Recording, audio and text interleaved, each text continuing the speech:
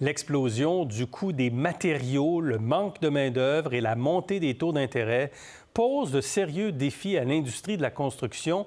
L'entreprise montréalaise Brocolini réalise depuis 70 ans des projets majeurs au Québec et en Ontario. Et l'entreprise doit aujourd'hui s'adapter à cette nouvelle réalité. Mathieu Dion. Derrière chaque grande construction, il y a une histoire. Chez Brocolini, l'un des plus grands constructeurs immobiliers au Québec, il y a celle de son fondateur, Donato Brocolini, décédé il y a un peu plus d'une semaine à 97 ans. Arrivé d'Italie au Canada à l'âge de 6 ans, il a plus tard construit et vendu une première maison en 1949. Puis les maisons et immeubles d'appartements se sont multipliés.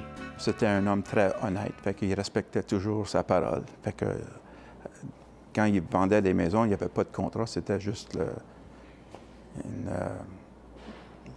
poignée de main. Et sa vision, c'était d'avoir une entreprise familiale avec ses 4 garçons. Depuis, l'entreprise a pris de l'expansion et s'est diversifiée. 500 personnes y travaillent à Montréal, à Ottawa et à Toronto. Des bureaux, de nombreuses installations industrielles et commerciales d'Amazon et de Canadian Tire, le stade Saputo, les studios Melz et la nouvelle maison de Radio-Canada ont notamment été bâtis par Brocolini. Et retour aux sources dans les dernières années avec la construction d'immeubles résidentiels, mais d'envergure cette fois-ci. L'avenue au centre-ville de Montréal, achevée en 2017, fait maintenant partie du tissu urbain avec son architecture complexe. Mon grand-père a commencé avec le secteur résidentiel. On a une très grande responsabilité de rajouter la valeur, pas juste au skyline, mais aux fabriques urbaines. Alors, on met beaucoup de temps sur le design. La nouvelle tour de la Banque nationale, à côté de laquelle se trouvera la copropriété de luxe Victoria sur le parc, feront bientôt partie de la ligne d'horizon de la métropole montréalaise. Avec les taux d'intérêt qui montent, avec les coûts de matériaux qui montent,